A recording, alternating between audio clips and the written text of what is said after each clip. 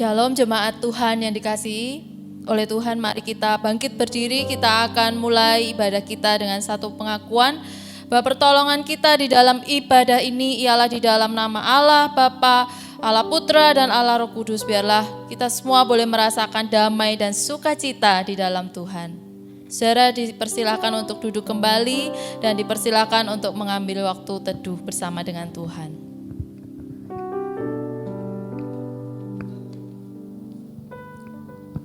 Shalom teman-teman semua, selamat pagi. Gimana kabarnya? Baik? Pastinya baik teman-teman. Teman-teman, tidak terasa kita sudah sampai, atau malahan kita mengawali Desember ini. Tidak terasa ya, kita sudah sampai Desember. Banyak yang terjadi dalam kehidupan kita, banyak yang kita rasakan dalam kehidupan kita. Banyak hal yang datang ke kehidupan kita. Teman-teman, dalam hal-hal tersebut, ada satu hal yang terjadi dalam kehidupan kita. Dan mungkin itu terus-menerus terjadi. Kita masih terjerat dari dosa. Teman-teman, banyak hal yang kita lakukan. Mungkin 12 bulan ini, kita melakukan dosa. Saya tidak tahu dosa itu apa.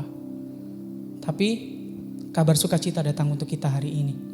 Di mana salib Tuhan datangkan untuk kita. Dan oleh karena salib, Tuhan mau menyelamatkan kita. Tuhan mau menyucikan kita kembali teman-teman. Mari kita mengawali ibadah kita dengan perenungan di hadapan salib Tuhan akan dosa-dosa kita. Kita angkat satu pujian, karena salib-Mu. Hanya Kau Tuhan di hidupku. Kau berikan hidup yang baru. Darah-Mu menyucikan, pulihkan hatiku. Ku nyatakan Kaulah segalanya. Engkaulah sumber pengharapan. Kuasa-Mu sanggup menyembuhkan. Jiwaku pun berserah hanya kepadamu. Yesus, Kaulah segalanya. Mari kita katakan, karena salib-Mu. Karena salib-Mu ku hidup. Karena salib-Mu ku menang. Engkau yang berkuasa, sanggup untuk melakukan mukjizat-Mu di hidupku. Mari kita katakan kepada Tuhan. Kita nyatakan, Engkaulah sumber pengharapan. Engkaulah sumber pengharapan. Kuasa-Mu menyembuhkan. Kuasa-Mu sanggup menyembuhkan. Jiwaku pun berserah hanya kepadamu. Yesus, Kaulah segalanya. Karena salib-Mu Tuhan. Karena salib-Mu ku hidup. Karena salib-Mu ku menang. Engkau yang berkuasa, sanggup untuk melakukan mukjizat-Mu. Karena salib-Mu ku hidup. Amin. Karena salib-Mu ku menang. Engkau yang berkuasa, sanggup untuk melakukan mukjizat.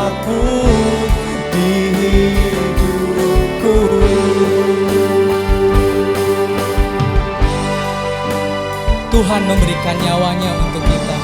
Dan karena pengorbanannya melalui salibnya telah menyelamatkan Anda, kamu dan saya. Dan Dia memenangkan kita. Amin. Kita bersyukur kepada Tuhan hari ini. Karena salib Tuhan kita dimenangkan. Amin. Mari kita bersama katakan, karena salib-Mu.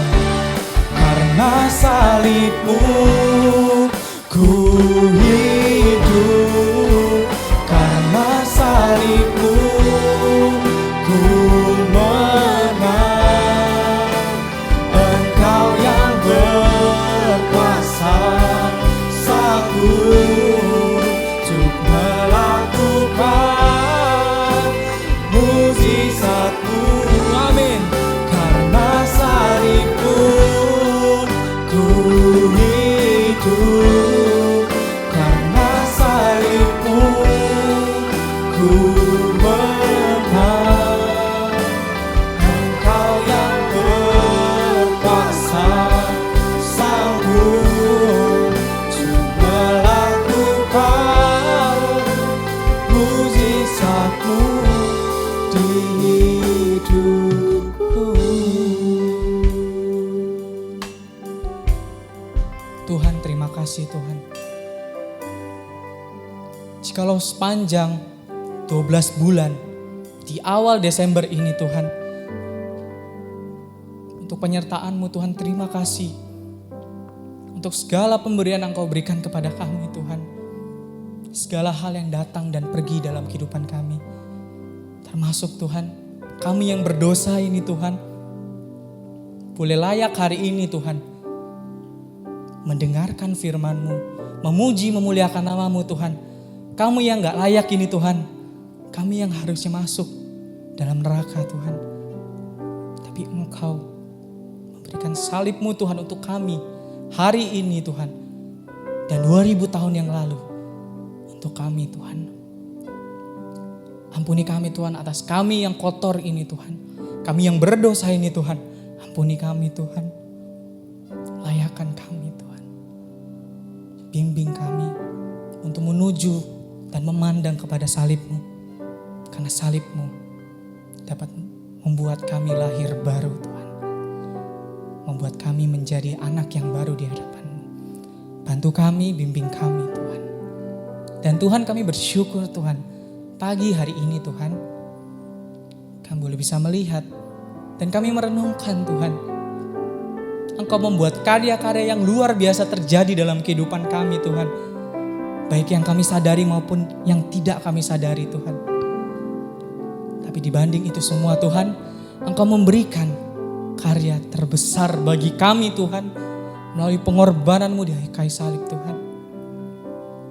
2000 tahun lalu Engkau lahir untuk kami. Dan Engkau menanggung dosa kami Tuhan. Terima kasih untuk karya pengorbanan-Mu Tuhan. Dan bantu kami percaya Tuhan, hari ini, esok, dan sampai seterusnya, Tuhan akan memenangkan kami. Tuhan akan membuat kami menjadi anak yang baru melalui karya-karya-Mu Tuhan. Dan buat kami percaya, Tuhan akan membebaskan kami dari yang jahat sekalipun. Ini kami Tuhan, dan kami bersyukur untuk karya besar-Mu Tuhan. Bantu kami supaya kami bisa Tuhan mengingat semuanya dalam kehidupan kami. Terima kasih Tuhan untuk berkat-Mu. Kami ucap syukur Tuhan untuk karya-Mu.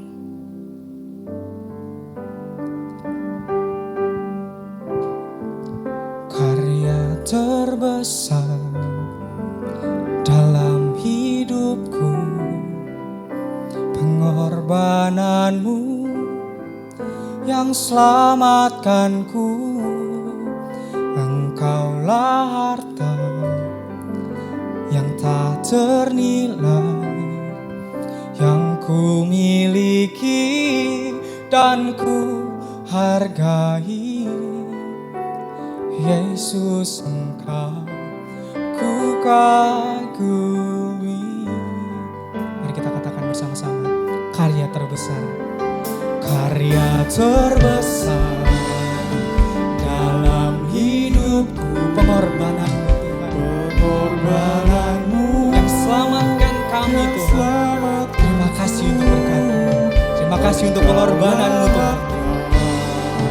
yang tak ternilai, Terima kasih. yang ku miliki dan ku hargai. Yesus, Engkau ku kagumi.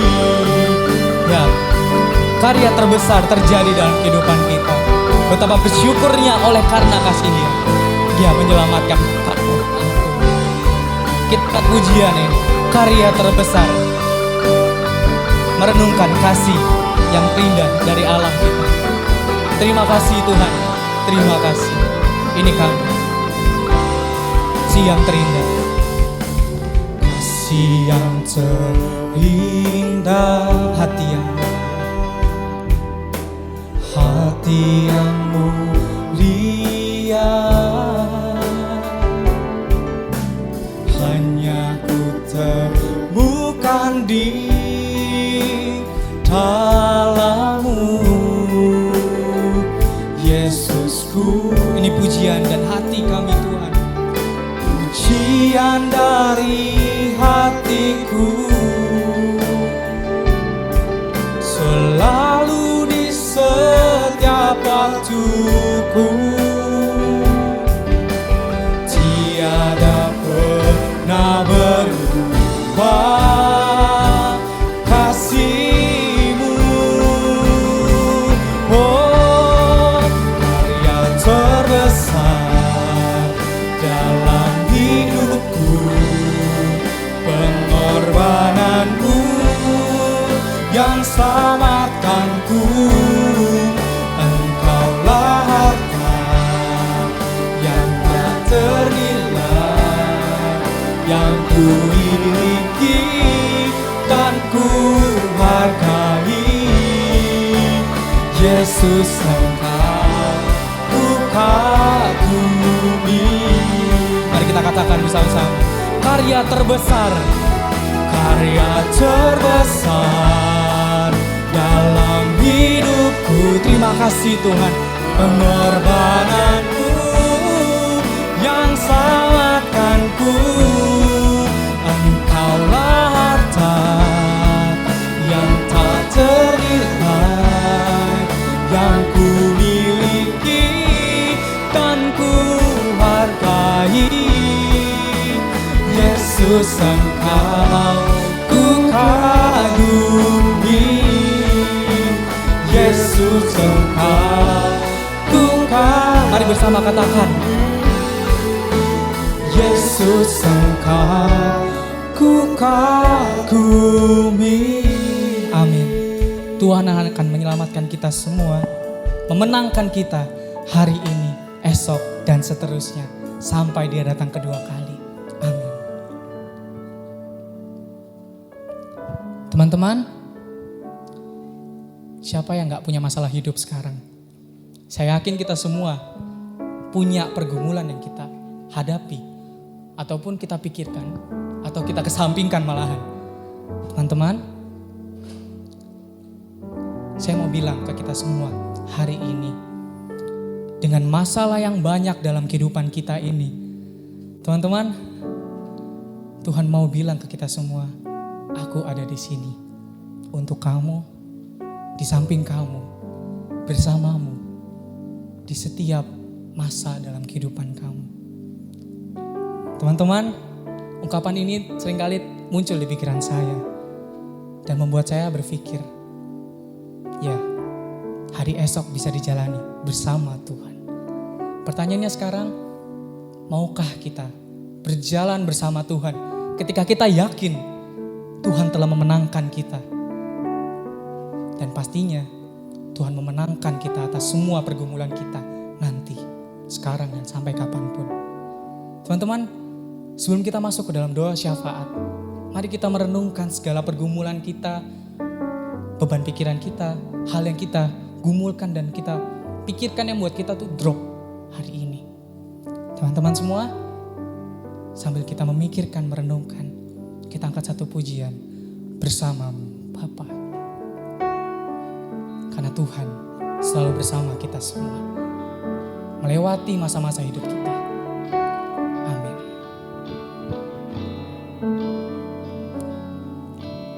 Engkau ada bersamaku di setiap musim hidupku. Tak pernah kau biarkan ku sendiri.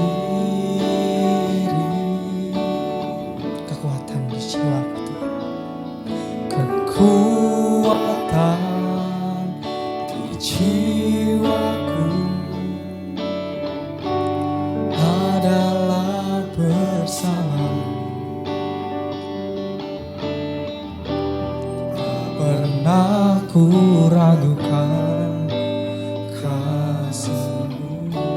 Bersamamu Bapa, ku lewati semua. Bersamamu Bapa,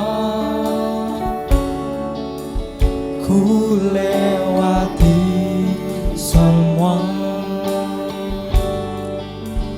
Perkenanan-Mu yang teguhkan hatiku.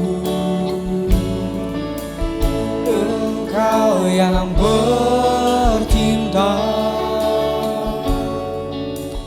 memberi pertolongan.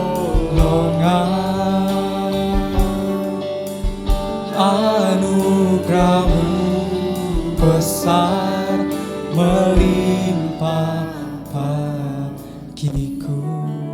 Bersama Tuhan kita bisa melewati semuanya. Amin. Engkau ada bersamaku. Terima kasih Tuhan. Engkau ada bersamaku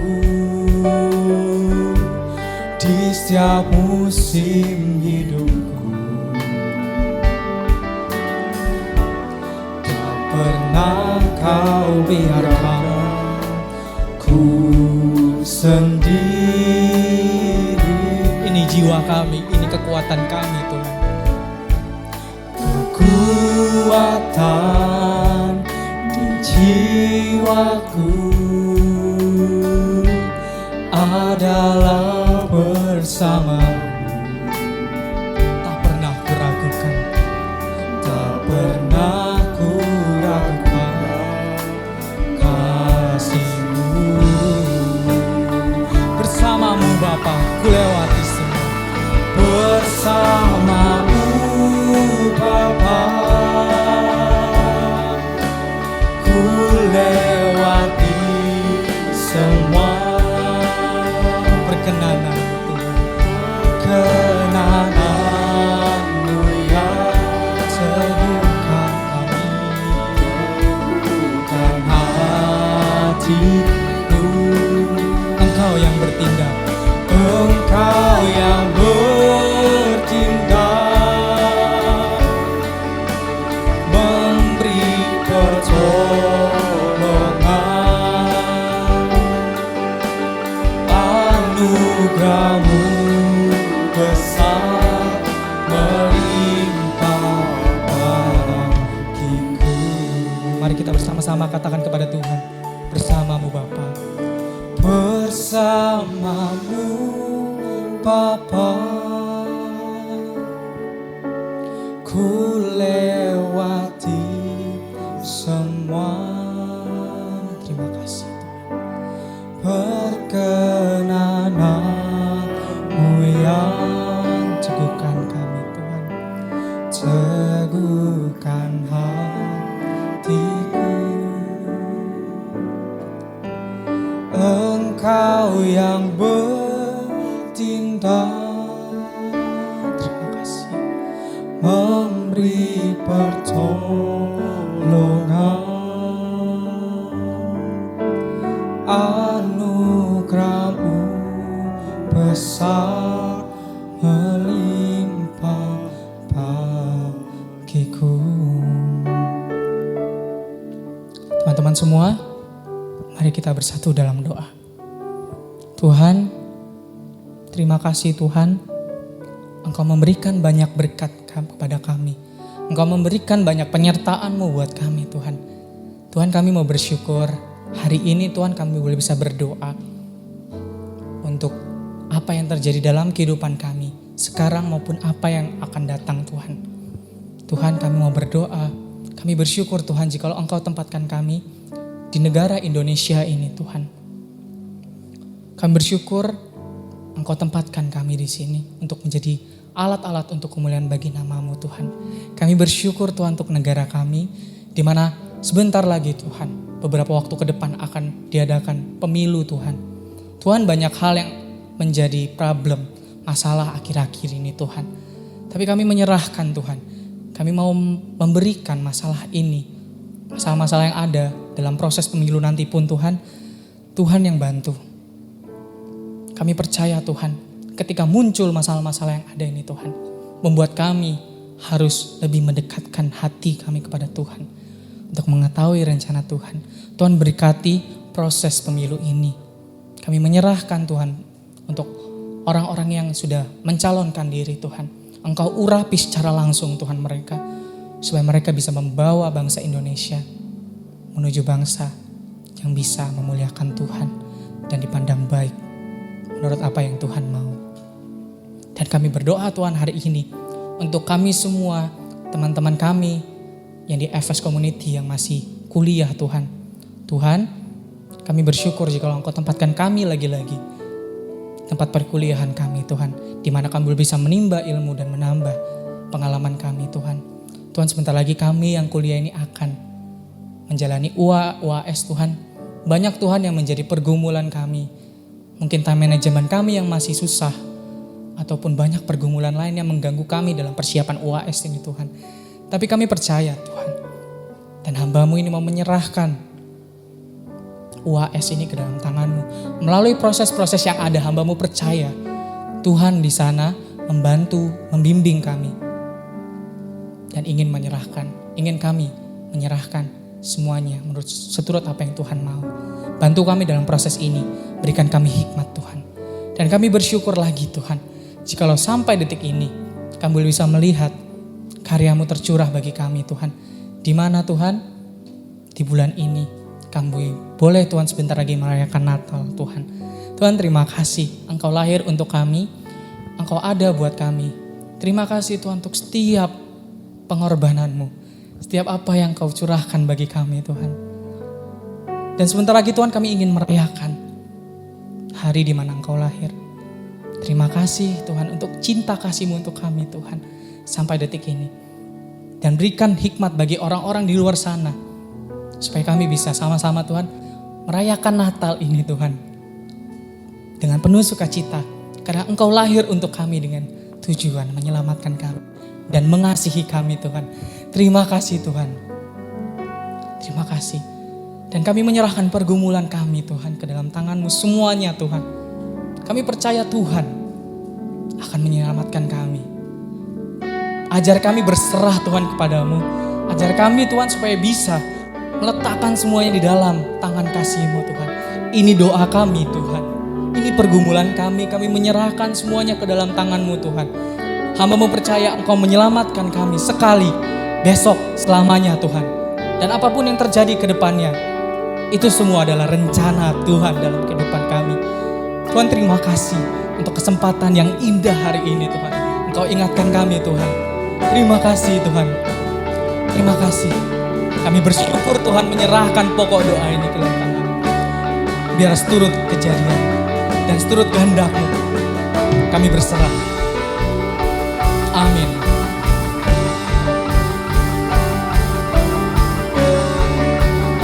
Mari kita katakan bersama. I surrender all. I surrender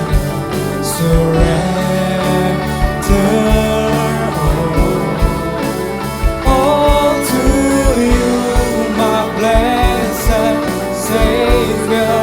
I surrender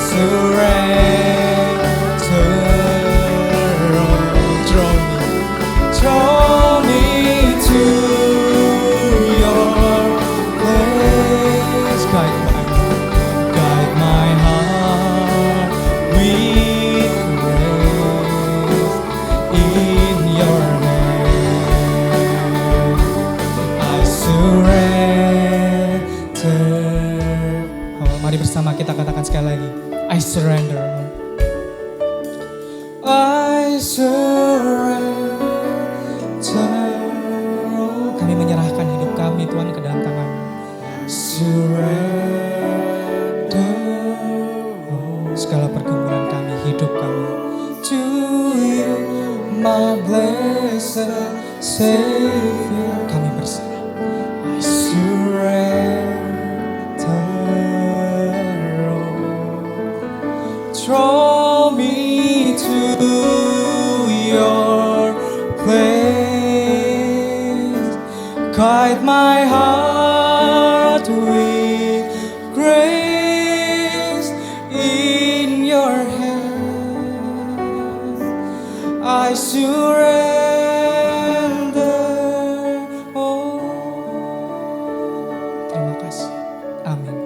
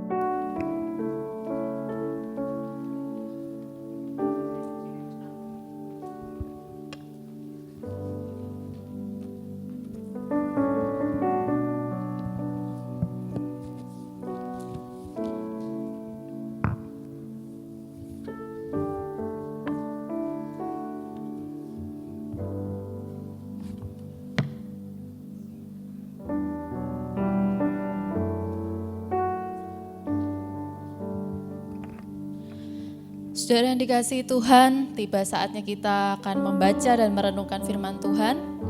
Saya mengajak saudara sekalian untuk boleh menenangkan hati di hadapan Tuhan. Mari bersama-sama dengan saya kita berdoa. Mari kita tundukkan kepala, kita berdoa. Ya Tuhan, Engkaulah Allah yang mulia dan agung. Engkaulah pencipta kami dan Engkau yang mengenal kami ya Tuhan. Bapa, pada pagi hari ini kami memohon panduan Tuhan. Ketika kami membaca, merenungkan firman-Mu Tuhan. Tuntun kami Tuhan, setiap kata demi kata. Tolong kami ya Tuhan, supaya kami mengerti kebenaran firman-Mu dengan jelas. Bapa, kami juga memohon Engkau membukakan pikiran kami, supaya kami memahami dan bahkan diubahkan oleh firman-Mu. Tuhan, Engkau Allah kami yang tak terbatas. Saat ini Engkau hadir di rumah bersama-sama dengan kami. Engkau menolong kami. Jangan biarkan Tuhan benih firman-Mu diambil oleh si jahat. Tetapi biarlah roh-Mu dan firman-Mu bekerja. Ketika firman-Mu disampaikan, hati kami terbuka. Dan kami boleh diubahkan dan boleh mengalami Tuhan di dalam kehidupan kami. Mohon belas kasihan Tuhan, mohon kasih karunia Tuhan. Tolong hamba-Mu juga Tuhan yang penuh dengan kelemahan, biarlah Tuhan sendiri yang topang di dalam berkata-kata. Terima kasih ya Tuhan, ini doa kami. Kami naikkan doa ini hanya di dalam satu nama, yaitu nama Tuhan kami Yesus Kristus. Amin. Shalom saudara yang dikasihi Tuhan, sungguh luar biasa kasih Tuhan kepada kita sekalian, sehingga pagi hari ini kita boleh berjumpa kembali dalam keadaan yang sehat, tidak kekurangan satu apapun. Pagi hari ini saya diberi tema iblis dikalahkan. Nah saudara-saudara yang dikasihi Tuhan, saya akan mengawali khotbah ini dengan sebuah pengantar, yaitu tentang perang. Perang adalah konflik terbesar dan paling merusak sepanjang sejarah. Mengapa demikian? Sebab semua perang yang ada pasti memakan korban jiwa, melemahkan stabilitas keamanan, melemahkan pertahanan negara, dan melumpuhkan ekonomi. Bukan hanya itu, sebuah perang selalu memiliki dampak negatif yang sangat luas dan kerugian yang sangat besar untuk penduduknya. Tidak hanya dunia ini yang mengalami perang dan menceritakan kisah-kisah tentang peperangan, tetapi Alkitab juga menceritakan sebuah kisah tentang peperangan. Pagi hari ini kita coba melihat apa yang sebenarnya Alkitab ceritakan tentang peperangan ini. Mari bersama dengan saya kita belajar dari kitab Wahyu pasal yang ke-12 ayat 7 sampai dengan yang ke-9. Saya akan membacakan untuk saudara-saudara sekalian. Firman Tuhan berkata seperti ini. Naga dikalahkan. Maka timbullah peperangan di sorga. Mikael dan malaikat-malaikatnya berperang melawan naga itu. Dan naga itu dibantu oleh malaikat-malaikatnya. Tetapi mereka tidak dapat bertahan. Mereka tidak mendapat tempat lagi di sorga. Dan naga besar itu, si ular tua yang disebut iblis atau Satan, yang menyesatkan seluruh dunia, dilemparkan ke bawah. Ia dilemparkan ke bumi bersama-sama dengan malaikat-malaikatnya.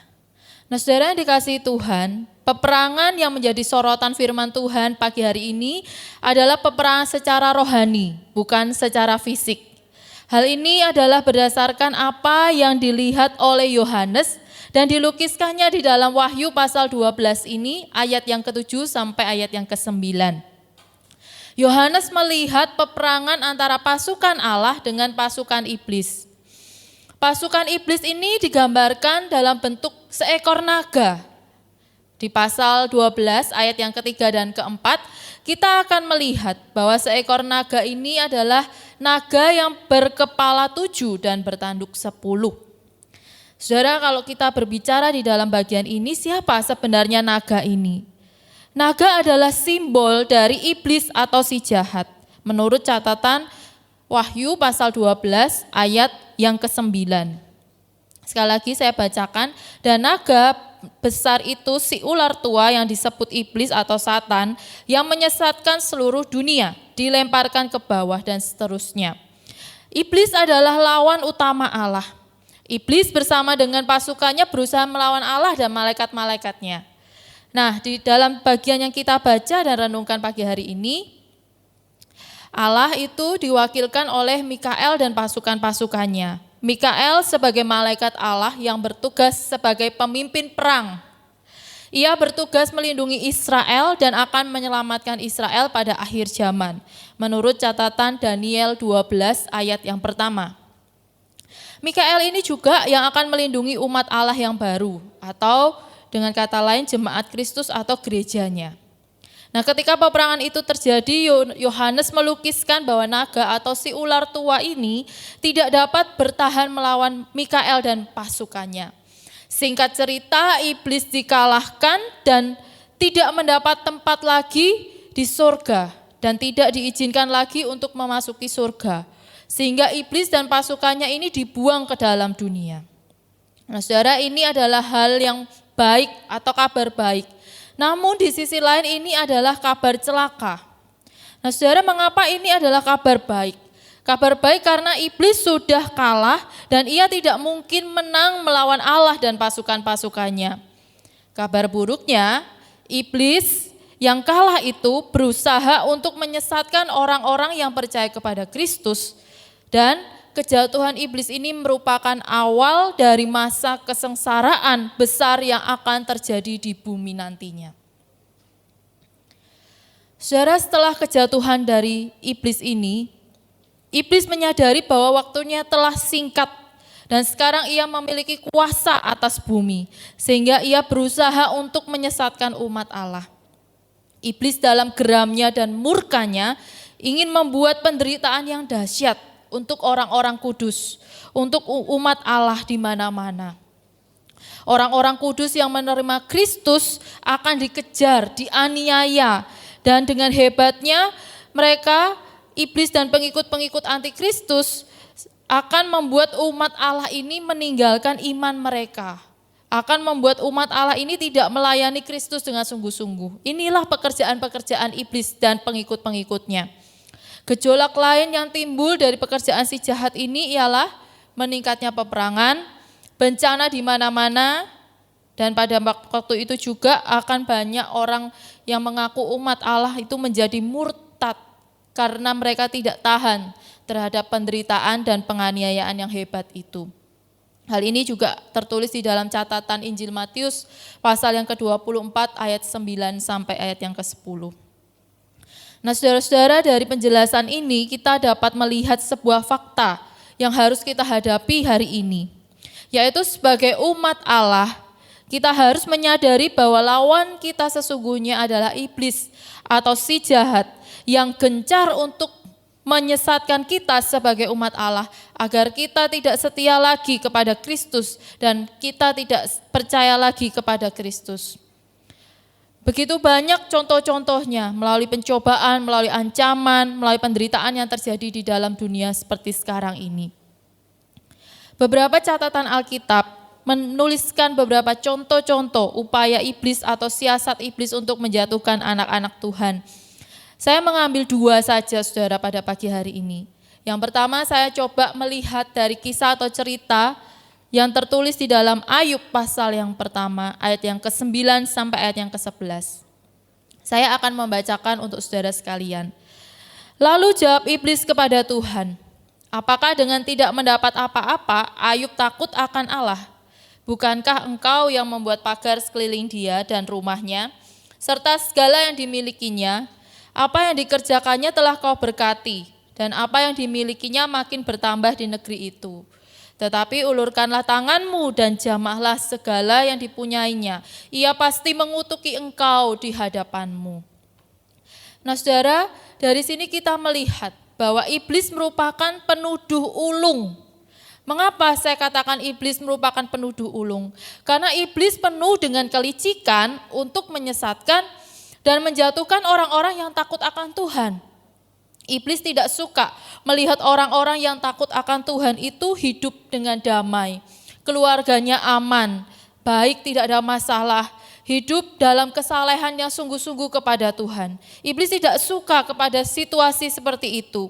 Iblis berusaha memakai segala cara dan akal untuk membuat mereka jatuh dan menderita. Sehingga iblis itu, kalau di dalam catatan Ayub dikatakan bahwa iblis berargumen menghampiri Allah untuk mempersoalkan kesungguhan dan kesalehan orang percaya. Dalam hal ini Ayub. Iblis terus-menerus mendakwa orang percaya bahwa mereka yang melayani Allah itu hanya untuk mendapatkan keuntungan pribadi. Nah, contoh yang kedua, saudara, saya mau ambil di dalam kisah Petrus, yaitu yang tertulis di dalam Matius pasal 16 ayat 22 sampai dengan 23. Saudara bisa membukanya bersama dengan saya, Matius pasal 16 ayat 22 dan 23. Tetapi Petrus menarik Yesus ke samping dan menegur dia, katanya, Tuhan, kiranya Allah menjauhkan hal itu. Hal itu sekali-kali takkan menimpa engkau. Maka Yesus berpaling dan berkata kepada Petrus, enyahlah iblis, engkau suatu batu sandungan bagiku. Sebab engkau bukan memikirkan apa yang dipikirkan Allah, melainkan apa yang dipikirkan manusia. Konteks pada waktu itu adalah Yesus sedang menyatakan kepada murid-muridnya atau memberitahukan kepada murid-muridnya tentang penderitaan yang ia akan alami dan syarat-syarat mengikuti dia. Nah, ketika Yesus sedang mengutarakan tentang dirinya sebagai Mesias yang harus menderita dan menanggung hukuman dosa, Petrus menarik Yesus dan menegur dan berkata kepada Yesus bahwa Tuhan, kiranya Allah menjauhkan hal itu. Hal itu sekali-kali tidak akan menimpa engkau. Tetapi Yesus berpaling kepada Petrus dan melihat Petrus, enyahlah iblis. Engkau suatu batu sandungan bagiku, sebab engkau bukan memikirkan apa yang dipikirkan Allah, tetapi apa yang dipikirkan manusia. Jelas di sini Yesus tahu hati Petrus. Hati Petrus telah dikuasai iblis. Iblis di sini berusaha untuk menuduh dan menjadi lawan Allah. Ia memakai Petrus untuk melawan Yesus dan membuat rencana Allah itu gagal. Nah, saudara, dari kedua contoh ini terbukti bahwa pergumulan umat manusia atau umat Allah, orang-orang saleh, pengikut Kristus yang setia tidak luput dari semua godaan dan siasat iblis yang berulang kali berusaha untuk terus-menerus menyesatkan umat Allah. Saudara, Ayub seorang yang saleh, begitu takut akan Tuhan, hidup jujur, begitu dekat dengan Allah, punya relasi yang baik dengan Allah, mengalami pencobaan dan penderitaan yang luar biasa karena tuduhan iblis. Petrus, murid yang pernah mendapatkan pujian daripada Allah, karena Petrus memiliki keyakinan dan pengakuan bahwa Yesus adalah Sang Mesias, Anak Allah. Tetapi Petrus pun jatuh ke tangan iblis dan Petrus membiarkan dirinya terbujuk oleh iblis. Nah, dari contoh-contoh ini, saudara, kita seharusnya belajar bahwa kita itu tidak kebal dengan godaan dan siasat iblis yang berusaha menyesatkan hati dan pikiran kita dari kesetiaan dan kepercayaan kita kepada Allah. Saudara, tidak sedikit hari ini orang percaya yang mengalami penderitaan, kesusahan, baik itu sakit penyakit, baik itu keterhilangan orang yang dikasihi, baik itu kehilangan harta benda, kehilangan pekerjaan, ataupun apapun masalah itu. Mereka terjerumus ke dalam kesusahan yang bertubi-tubi dan mereka langsung menyalahkan Tuhan atas kejadian yang menimpa mereka. Nah, saudara, padahal di dalam Alkitab kita melihat Wahyu pasal 12:7 sampai yang ke-9 mengatakan bahwa yang terjadi segala pencobaan itu atas hidup kita bukanlah karena itu berasal dari Allah, tetapi karena itu berasal dari si jahat.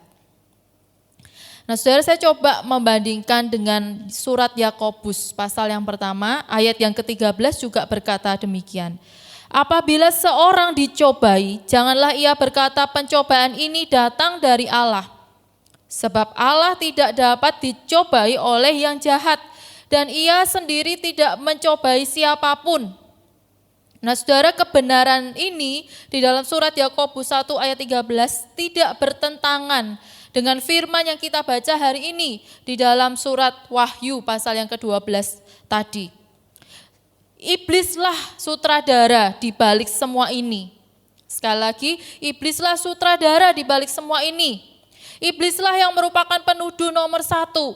Iblis yang berusaha membinasakan, mengambil segala hal yang baik di mana Allah telah menganugerahkan kepada orang-orang yang percaya dan orang-orang yang takut akan Dia.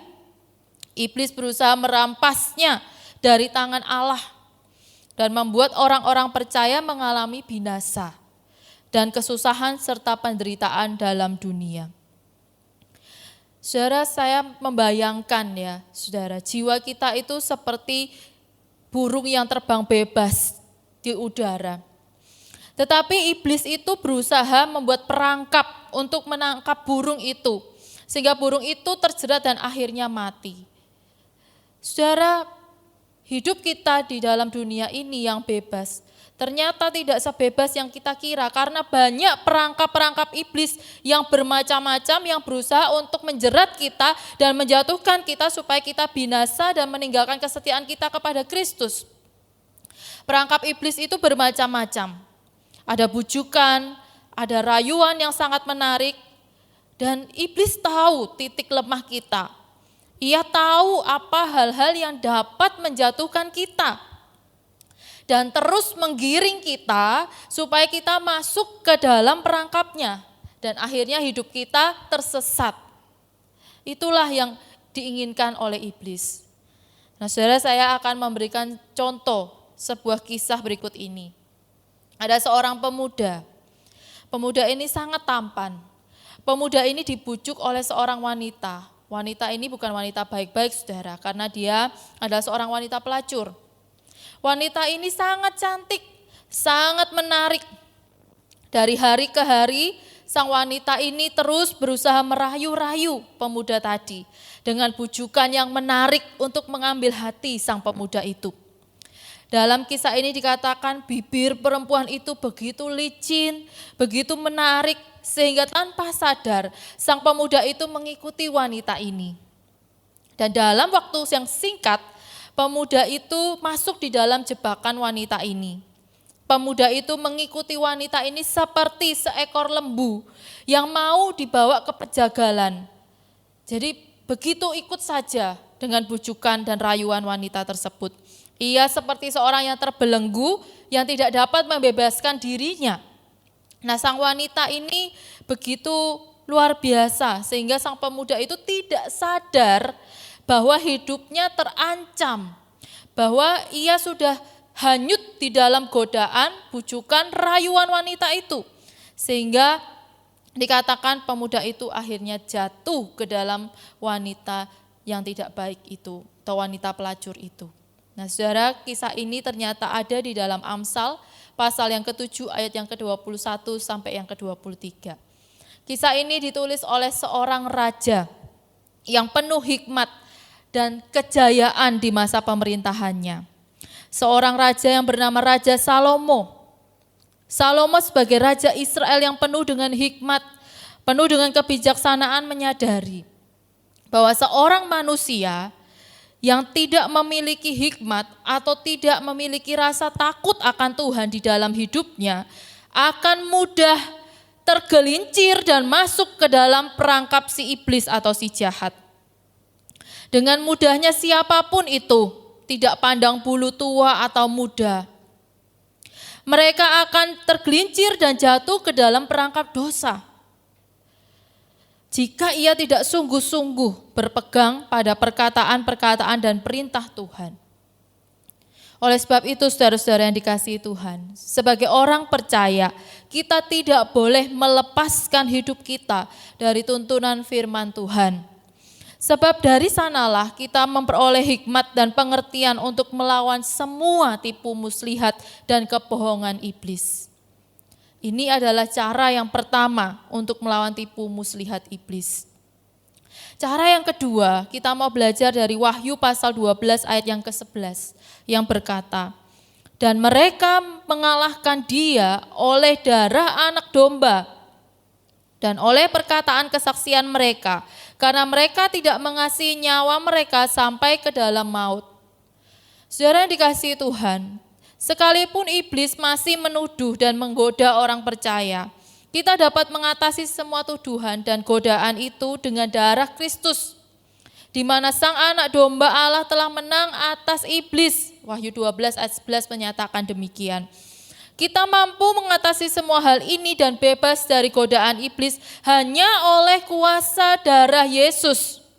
Artinya ketika iblis mencobai orang percaya dengan segala penderitaan dan penganiayaan yang hebat, kita sebagai orang percaya dapat bertahan dan rela menanggung semua derita dan aniaya itu karena Kristus telah terlebih dahulu menderita. Dan ia telah mengalahkan penderitaan itu dan bahkan kuasa maut, dan maut tidak lagi memiliki sengat terhadap dirinya. Dan ketika ia di dalam keadaan sebagai manusia biasa, Kristus pun pernah dicobai sama seperti kita. Namun catatan Alkitab mengatakan ia tidak berbuat dosa.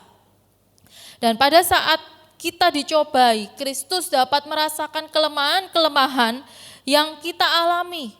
Menurut catatan Ibrani 4 ayat 15. Dan pada saat kita dicobai, Kristus tidak akan membiarkan si jahat atau iblis mencobai umatnya melebihi kekuatan mereka. Dan Kristus juga akan memberikan jalan keluar bagi setiap mereka yang ada di dalam pencobaan, sehingga umatnya dapat menanggung semua itu. Firman Tuhan katakan di dalam 1 Korintus 10 ayat 13. Artinya saudara, Kristuslah yang memampukan kita untuk menang melawan setiap godaan dan siasat si jahat. Rasul Paulus di dalam surat Roma ayat 8, pasal 8 ayat 37 sampai 39 pun pernah menyatakan hal yang serupa. Bahwa tetapi dalam semuanya itu kita lebih daripada orang-orang yang menang oleh Dia yang telah mengasihi kita.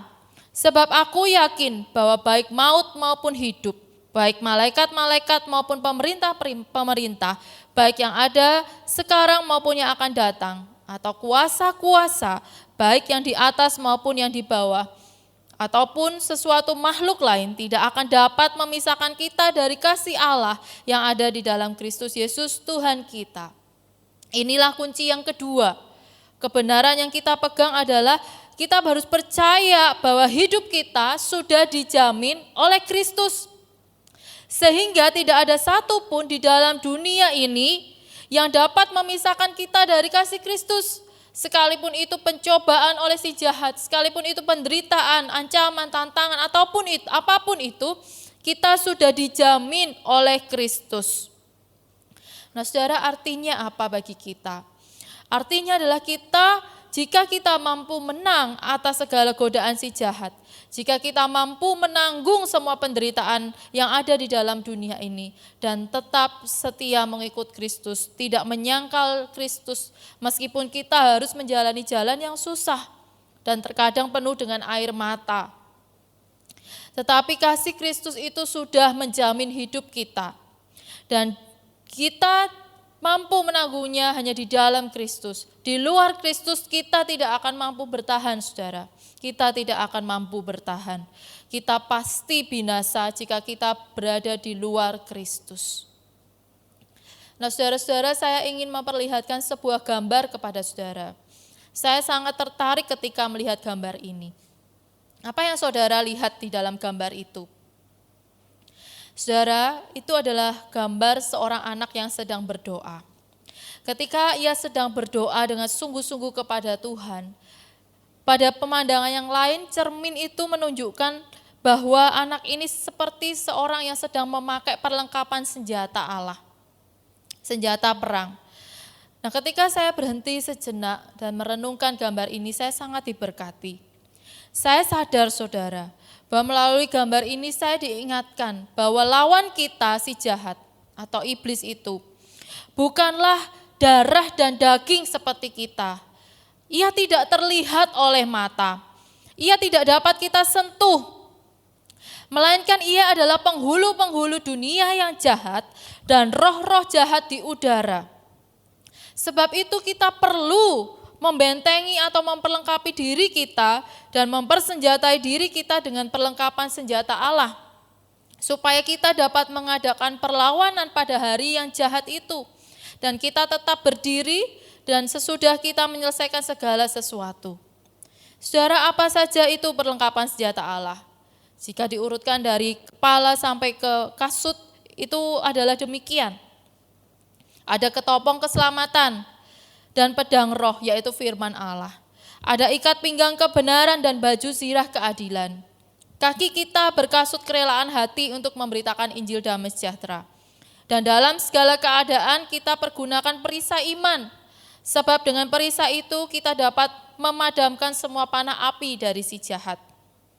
Dan dalam segala hal kita berdoa dan berjaga-jaga dengan permohonan kepada Allah. Berdoa setiap waktu di dalam roh dan berjaga-jaga di dalam doa itu. Itulah yang dinyatakan di dalam Efesus 6 ayat 13 sampai dengan ke-18. Nah saudara-saudara, oleh sebab itu, berdoa dan membaca firman adalah hal yang penting untuk menjaga hati kita selalu dekat dengan Tuhan setiap hari. Sebab kita tidak tahu muslihat iblis yang berusaha mencobai kita. Dan kita tidak tahu kapan si iblis itu mencobai kita. Ketika sewaktu-waktu iblis mencobai kita, kita telah siap dengan segala perlengkapan untuk melawan iblis. Sehingga kita tidak kalah, melainkan menang. Sebaliknya, jika kita tidak melatih diri kita, tidak memperlengkapi diri kita, tidak mempersenjatai diri kita dengan berdoa dan membaca firman Tuhan setiap hari, maka ketika iblis datang untuk mencobai kita, maka kita segera jatuh ke dalam perangkapnya dan kalah. Nah saudara-saudara yang dikasihi Tuhan, kita harus ingat dua bagian ini. Dan bukan hanya itu, ketika saya membaca dan merenungkan bagian ini, ada kunci ketiga, yaitu adalah berbicara mengenai kesaksian orang-orang kudus di dalam Wahyu yang ke-12 ayat yang ke-11b. Artinya apa saudara? Dulu para pendahulu kita dan nenek moyang kita juga mengalami pencobaan yang serupa. Mereka pada akhirnya dapat bertahan dan mempertahankan iman mereka kepada Kristus sampai pada akhirnya. Meskipun mereka dalam penderitaan. Saya mengambil dari penulis Ibrani yang mencatat demikian. Karena imannya, nenek moyang kita mengalami ejekan, didera, dibelenggu, dipenjarakan, dilempari, digergaji. menggembara berpakaian kulit domba dan kulit kambing, sambil menderita kekurangan, kesesakan, dan siksaan. Dunia ini tidak layak bagi mereka. Mereka hidup dalam iman, sekalipun demikian mereka tidak memperoleh dan mengalami janji-janji iman itu. Realita hidup mereka tidak seperti yang mereka harapkan, tetapi di dalam keadaan yang tidak seperti yang mereka harapkan, mereka terus memandang kepada Kristus, Imam besar agung, dan mereka dapat menyelesaikan pertandingan iman mereka dengan baik dan menjadi kesaksian yang baik bagi kita hari ini. Ini semua dicatat di dalam surat Ibrani pasal yang ke-11 ayat yang ke-36. Artinya apa, saudara? Mereka adalah teladan bagi kita untuk terus berjuang sampai akhir, bertahan dalam kesusahan dan penderitaan. Karena pada akhirnya hidup kita bukan berakhir di dalam dunia ini, melainkan Allah adalah tujuan akhir hidup kita. Bersama dengan Allah selama-lamanya. Inilah wujud dari iman kita. Dengan demikian kunci ketiga untuk mengalahkan siasat dan tipu muslihat ini ialah pergunakanlah selalu iman kita untuk menghadapi penderitaan dan kesusahan di dalam dunia ini. Karena para pendahulu kita telah menghidupi iman mereka dan mereka telah sampai kepada Kristus. Nah, saudara, ini adalah satu hal yang luar biasa. Jika hidup kita ibarat berada di dalam arena pertandingan untuk merebut kejuaraan, maka berusahalah untuk lari sedemikian rupa. Terus mengarahkan mata kita menuju ke depan sambil fokus kepada garis akhir dan terus berlari. Meskipun kita mendengar suara-suara di samping kanan kiri kita yang berusaha menjatuhkan kita dari godaan dan siasat iblis yang berusaha menyesatkan kita supaya kita tidak setia kepada Kristus sampai akhir. Janganlah dengarkan suara-suara itu, abaikanlah suara-suara itu dan teruslah berlari menatap ke depan dan melihat kepada Kristus. Karena ketika kita melihat kepada garis akhir itu, kita akan melihat bahwa di hadapan kita tersedia mahkota kemenangan yang telah disediakan Kristus.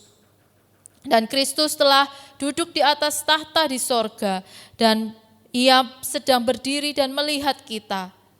Dan dia akan berkata kepada kita, anakku yang terkasih, sekalipun engkau hari ini menderita oleh berbagai-bagai pencobaan, kesulitan, tantangan, bahkan kematian sekalipun, jangan takut.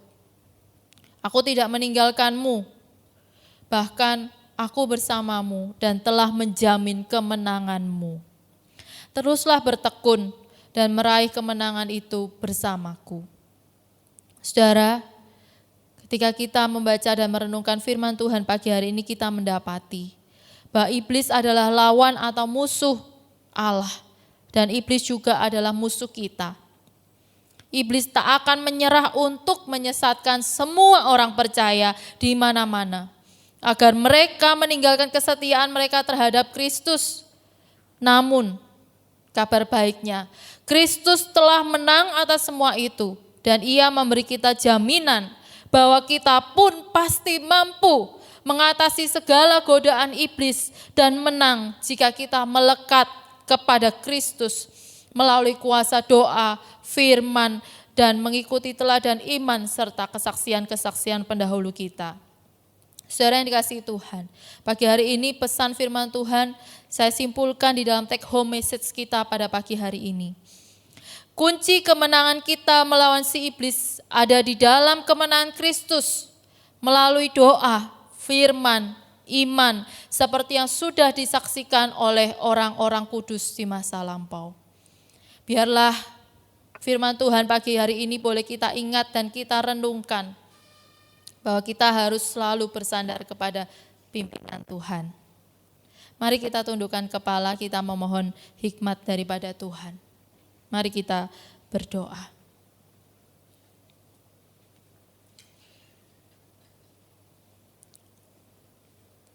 Bapa di dalam surga, Allah yang begitu mengasihi kami. Bapa yang begitu baik dan sabar menanti kami, memberi kesempatan kepada kami untuk boleh selalu datang kepada Tuhan. Tuhan, hari-hari ini kami berdoa, jikalau di antara kami ada yang mengalami kesusahan, mengalami penderitaan, mengalami beban yang begitu berat, beban yang begitu menekan. Hamba-Mu berdoa biarlah Engkau ya Tuhan boleh memberi kelepasan kepada jemaat-Mu ya Tuhan.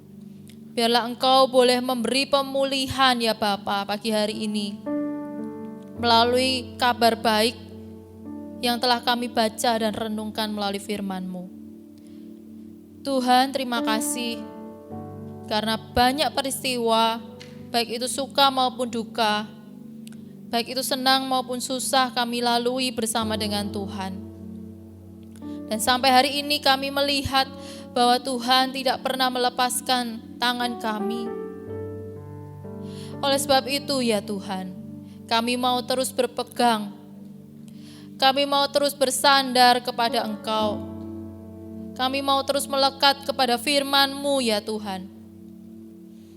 Dan kami rindu mempergunakan iman kami ketika kami harus berperang melawan godaan si jahat dan tipu muslihat iblis. Tuhan, karuniakanlah kepada kami hati yang terus tekun untuk mencari Engkau.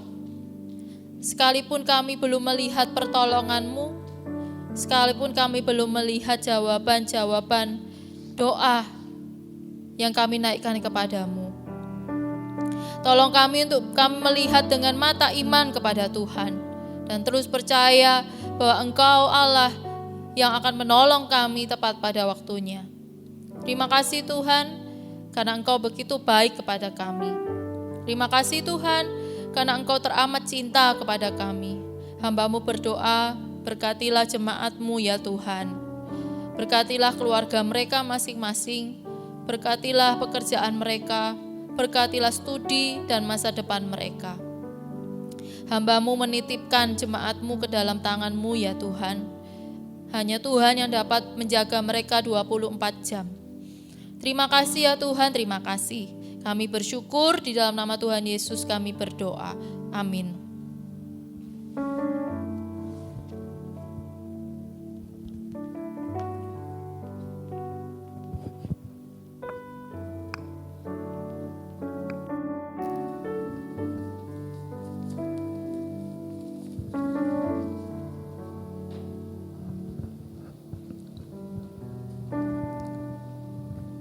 Saya mengundang teman-teman semua, jemaat muda GKA Gloria, untuk kita semua bangkit berdiri. Kita akan menyatakan iman kita di hadapan Tuhan melalui pengakuan iman rasuli. Pengakuan iman rasuli. Aku percaya kepada Allah, Bapa yang Maha Kuasa, Khalik langit dan bumi, dan kepada Yesus Kristus, anaknya yang tunggal Tuhan kita, yang dikandung dari Roh Kudus, lahir dari anak darah Maria, yang menderita sengsara di bawah pemerintahan Pontius Pilatus, disalibkan, mati dan dikuburkan, turun ke dalam kerajaan maut. Pada hari yang ketiga, bangkit pula dari antara orang mati, naik ke surga, duduk di sebelah kanan Allah, Bapa yang Maha Kuasa, dan dari sana Ia akan datang untuk menghakimi orang yang hidup dan yang mati. Aku percaya kepada Roh Kudus, gereja yang kudus dan am, persekutuan orang kudus, pengampunan dosa, kebangkitan tubuh, dan hidup yang kekal. Amin. Jemaat silakan duduk.